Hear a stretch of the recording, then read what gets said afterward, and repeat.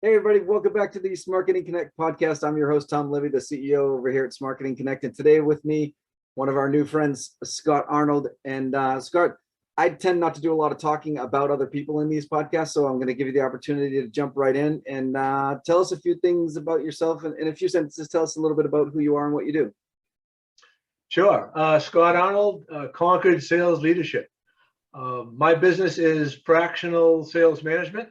My background, I've spent 30 years selling, marketing, executive selling, managing salespeople, and I've developed that into a business of being an outsourced sales manager, primarily for small to mid-sized businesses with a technology focus and certainly a B2B environment.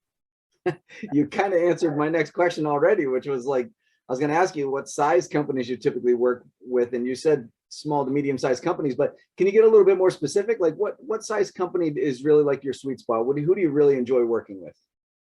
Yeah, well, the revenue aspect is all over the map because if it's a small to mid-sized manufacturer, it could be into the $2 to $3 million range where they have 30, 40 employees and just a couple salespeople. Or if it's a systems integrator or a reseller, they can be closer to $30 to $40 million, and half of their organization is salespeople. So a better gauge than revenue is the number of salespeople they have. So I look for organizations, small to mid-sized businesses that have 2 to 10 sales reps, all reporting to the CEO. That's my sweet spot. That's where I can help that business owner the most. I love the specificity there because a lot of people always gauge these demographics by either size companies, number of employees in its totality, and not necessarily in their area of expertise, which I love. I love the fact that you're looking for companies that actually have a certain number of salespeople already in their environment. So the next question we like to ask on these podcasts is all about small business tools. So we all have our own favorites, whether it's a particular CRM or a particular software, automation software, whatever. Do you have one that you are always recommending to your clients, and tell us why that is? Well, my favorite tool is Seamless AI. They call it a search engine.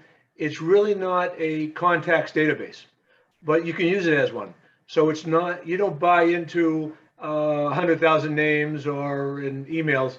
It's a search engine. So if you want to look up a specific company and see who the decision makers are there, as long as you have that, Seamless AI can help. And they've got a variety of packages in terms of license arrangements. So you can get a few contacts, or you can get an unlimited arrangement.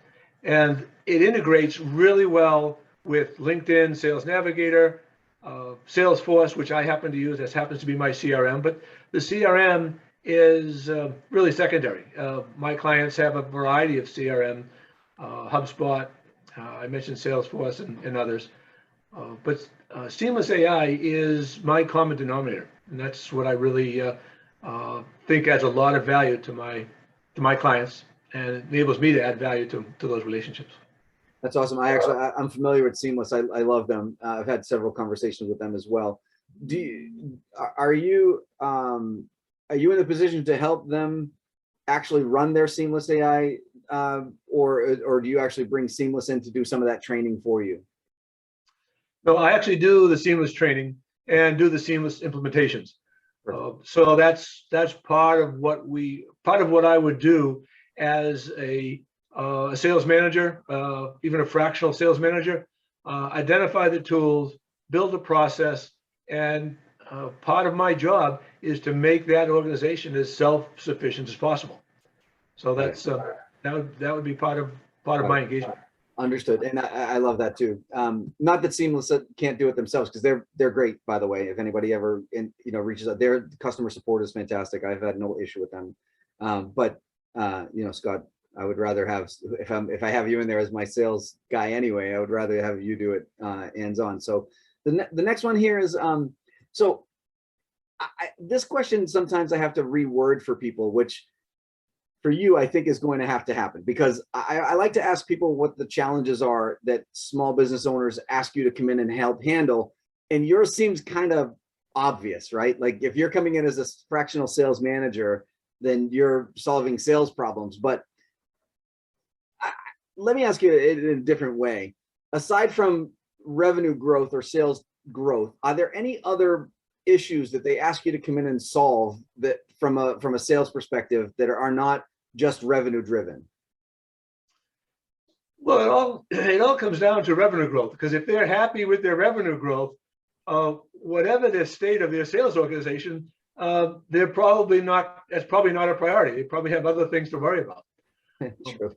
But once that's the first, that's the outside layer of the onion. Once you peel back that issue of why isn't revenue growing the way the business owner wants it to, that can be a whole number of reasons. And essentially, I break it down into 4 or 5 parts. The first part is I can do what we call a sales best practices audit. It's the first couple hours of the engagement where we go through and understand where the current business comes from. Is it primarily lead generation? Do you rely on referrals?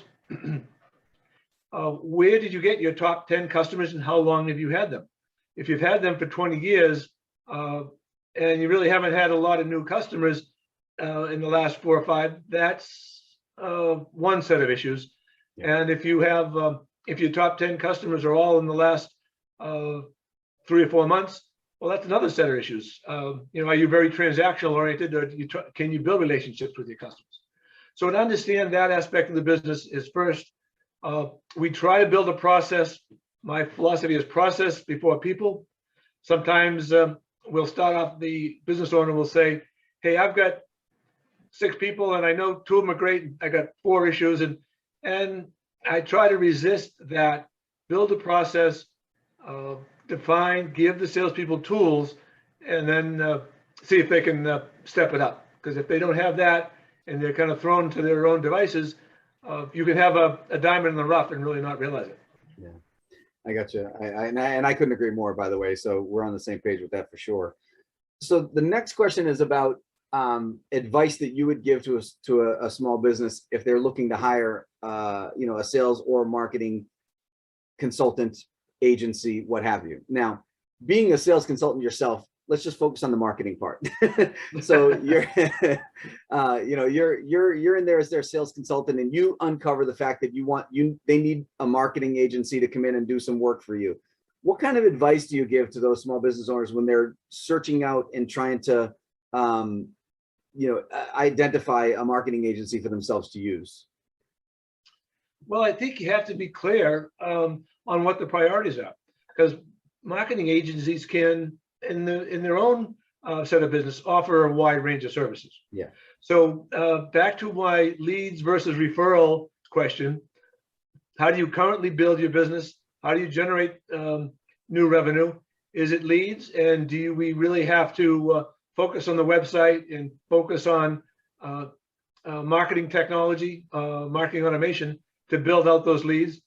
Or is your business perhaps higher end capital equipment, or perhaps a mature industry that relies more on referrals and networking?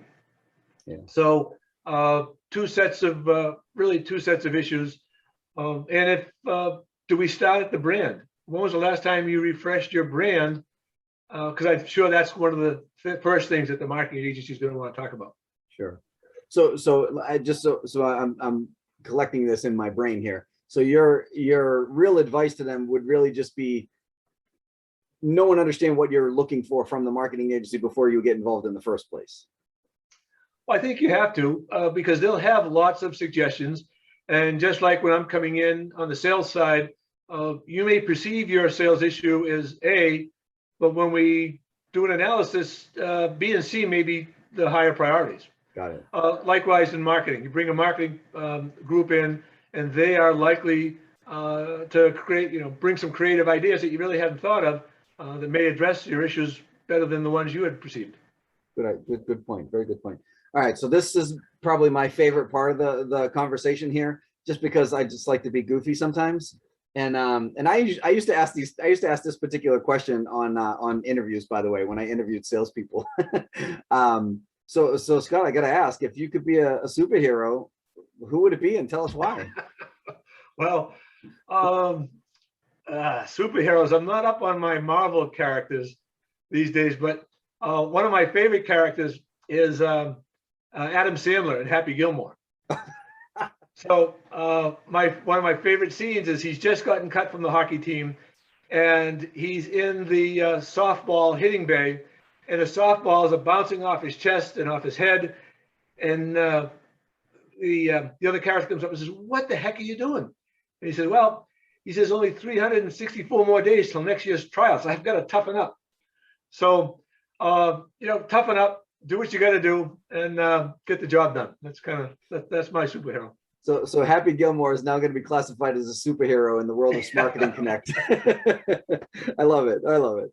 All right. So the last one I have here for you, Scott, is we like to be very promotional in what we do, and really talk about people who do a really nice job for people. So we give our guests an opportunity to kind of pay it forward and give a shout out to somebody in our world, whether it's a sales professional or a marketing consultant, somebody like that you just think does a really good job, and maybe at some point should be a guest on the podcast. But do you have somebody like that in your network that you'd like to I sure do. Excuse me. He's probably already been on the podcast, but his name is Ed McDonough. Yeah, Ed has done great work with me, has helped me on the marketing automation side, has developed what I thought were really good case studies, and well articulated. But once Ed took his copywriting pen to them, they became much more concise, easier to read, and much easier to get the message across. So Ed McDonough is first guy that comes to mind in that regard. And you're right, by the way. Ed has been on our podcast already. Ed's one of our favorite marketing guys. So I love that shout out, because and he shouts back to us sometimes too. So I love Ed. Ed's great sorry guy. For that lack of creativity, but that's but it's not great. Not a problem at all. All right, guys. So everybody, Scott, why don't you, one last thing, just shout out the name of your company, your website, maybe a contact piece of information, however you want somebody to reach out to you if they have any questions. I know this is going to be on social media, so I'm sure they can reach out to you that way. But is there let's one more time give them the name of your company and where they can find you. Sure. Scott Arnold, Conquered Sales Leadership. The website is conqueredsalesleadership.com. And I'm Scott.Arnold at Conquered Sales Leadership. Take a look at the website. We've got case studies up there. I also have 6 courses that are available in a 8 to 10 week segment, and they're available through the Workforce Training Fund. So check that out. Happy to talk more about that. Perfect. Awesome. And thank you everybody for chiming in or checking in with us and watching the podcast. We really appreciate it. We'll see you next time. Thank you very much, Scott, and keep selling. Thanks, Tom. Appreciate it.